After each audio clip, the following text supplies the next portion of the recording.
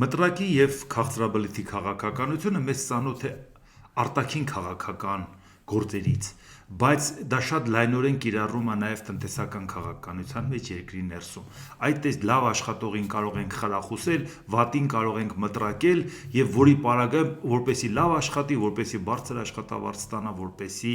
պարգևավճար ստանա։ Զարգացած երկրի համար դա առնվազն վիրավորական է։ Բարեկեցիկ ապրող մարդը ցանկանում է իր աշխատասիրությամբ, իր պրոֆեսիոնալիզմով որակ ստեղծի, բարիք ստեղծի եւ այդ պարագայում ընդամենը եթե վախենա, որ պետք է մտրակեն կամ եթե չէ միայն լավ աշխատելու համար պետք է հաճոյանա իշխանությանը, որտեղ կմնա նրա մտքի թռիչքը, որտեղ կմնա նրա նախաձեռնողականությունը։ Այսինքն այս հարցում մենք ունենք լուրջ խնդիրներ, որտեղ մեր երկրում հենց այդ տարբերակով են շարժվում։ Օրվա իշխանությունները ինչ են անում։ Աշխատավարձը բարձրացնենք, որպեսզի կադրերը լավ աշխատեն։ Եթե պրոֆեսորը անպիտանին ինչքան ուզում է աշխատավարձը բարձրացնես ու պարգևավճար տաս, նրանից ինքը դա որակյալ աշխատող չի դառնալու։ Ընդհակառակը կարճելու է իշխանության կոշիկներից, լիզելու է դրանք, որովհետև գիտի ուրիշտեղ ինքը երբեք այդպիսի աշխատավարձ չի ստանա։ Նա երբեք չի կարող այդ վախվորած մարդը բարիք ստեղծել։ Նա որովհետև միշտ պետք է մտածի, բա որ գործից անեն, մենք որտեղ ենք այսպես ապրելու։ Դրա համար կյանքը ցույց է տալիս, ինչքան աշխատավարձը բարձրանում է, պարգևավճարը բարձրանում է,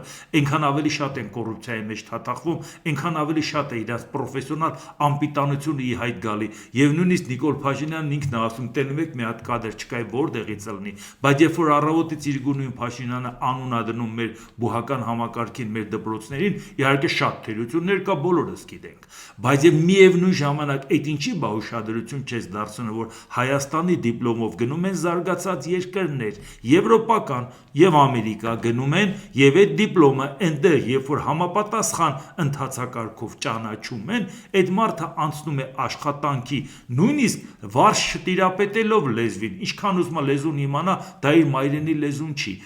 Նույնիսկ չտիրապետելով այդ երկրի օրենսդրության այդ մթնոլորտի մեջ ապրած չլինելով, իր դիպլոմով, որը ստացել է Հայաստանում, որին անուն ենք դնում, այդ դիպլոմով կարողանում է լինի մրցունակ աշխատուժ զարգացած եվրոպական երկրներում եւ Միացյալ Նահանգներում։ Բա դրան ինչ կասեք, որովհետեւ այդ ամեն ինչը ինքը կոմպենսացնում է այն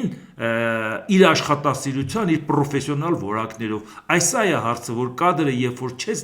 գնահատում, նա արտահոսք է տեղի ունենում, կադրը չես կարող պահել, ուղեղների արտահոսք ես դրա պատճառով է, որովհետև մի պարզունակ ձևով, եթե մեր ուզածը չանեցիք, աշխատավարձը կկտրենք կամ կմտրակենք։